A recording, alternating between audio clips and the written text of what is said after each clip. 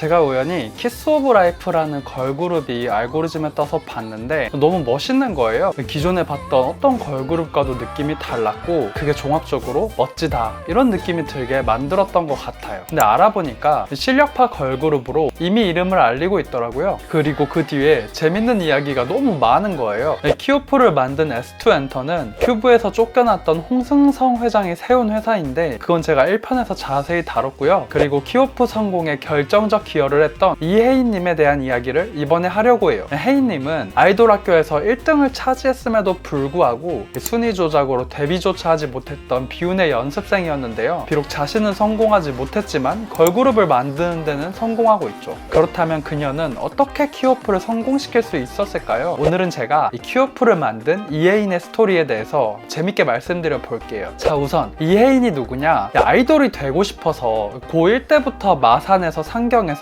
연습생 생활을 시작했다고 해요. 여러 엔터를 거치면서 연습생 생활을 되게 오래 했지만 데뷔는 결국 하지 못했고요. 6년간 연습생 생활을 하다가 프로듀스 101에 출연하면서 이름을 알리게 됐고요. 결국 17등으로 탈락하게 됐죠. 그런데 나중에 프로듀스 101도 투표 조작이 있었다는 사실이 드러났고요. 이후에 아이돌 학교라는 프로그램에 나가서는 1등을 차지했었거든요. 근데 제작진의 순위 조작으로 인해서 또다시 데뷔가 좌절돼요. 아이돌이 되고 싶어서 오랜 기간 노력하고 능력도 충분했고 성과도 냈지만 불공정한 시스템으로 데뷔가 좌절됐던 거예요. 이후에 혜인님은 생활비를 벌어야 해서 이런저런 아르바이트를 하고 있었는데 독특한 일을 하나 맡게 돼요. 자신의 친구였던 아도라가 앨범 작업을 하는데 자기가 옆에서 디렉팅을 해줬던 거예요. 그리고 그 결과물이 꽤 인상 깊었나 봐요. 이 작업 이후에 아도라가 회사에 들어가게 됐는데 S2엔터에서 아도라의 작업물을 보고 혜인님의 기획 능력을 높게 본 거죠. 그래서 새 걸그룹을 만들 건데 맡아서 해보는 게 어떻겠냐고 제안했던 거예요. 그녀가 이 제안을 수락하면서 키오프의 스토리는 시작되죠. 자, 실패한 연습생에게 아이돌 제작자라는 새로운 기회가 주어졌는데 함정이 하나 있었어요. 인력도 돈도 부족한 중소기업이라는 거죠. 그렇다면 여기서 어떤 판단을 내려야 성공할 수 있을까요? 혜인님은 평생 자신이 연습생으로 쌓아왔던 인맥과 경험을 10분 활용해요. 멤버 선정에 있어서부터 그 인맥이 빛을 발휘하거든요. 일단 혜인님은 시간도 돈도 없는 회사에서 아이돌을 뽑으려면 준비된 사람을 찾는 게 유일한 살 길이라고 생각했다고 해요. 그래서 자신의 친구였던 나띠를 찾아가죠. 나띠는 여러 서바이벌 프로그램을 통해서 이미 얼굴을 알렸고 심지어 솔로 데뷔까지 했던 실력파였는데요. 마침 당시 회사를 고민하고 있었고 그 고민을 혜인님에게 얘기한 거죠. 그리고 혜인님은 나띠를 설득해서 데려와요. 뿐만 아니라 나띠의 친구였던 줄리라는 친구도 섭외하고요. 줄리 또한 오랜 연습생 생활을 하면서 실력이 입증된 상태였죠. 그 와중에 재밌는 건 벨이라는 멤버를 섭외하게 된 과정인데요. 원래 벨은 회사에 소속된 작곡가였다고 해요. 당연히 아이돌을 할 생각도 없었고 심지어 아이돌? 싫어.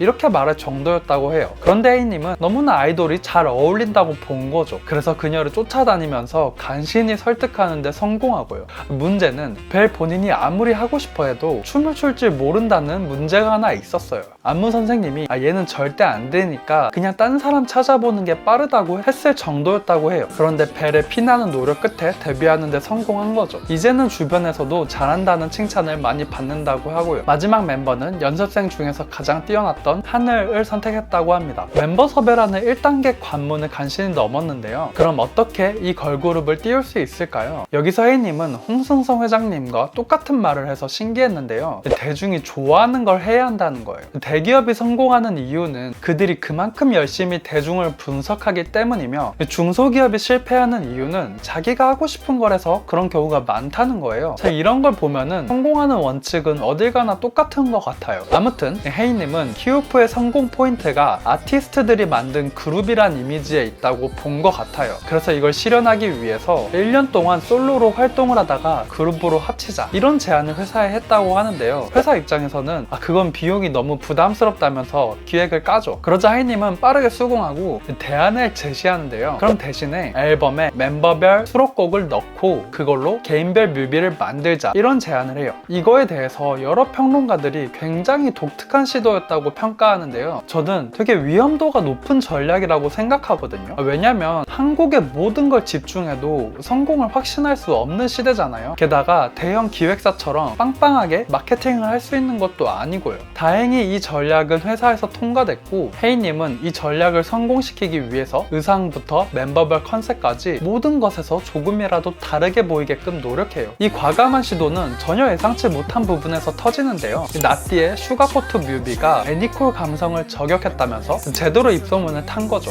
키스 오브 라이프는 2023년 7월에 데뷔하는데요. 6개월 만에 각종 신인상을 휩쓰는데 성공해요.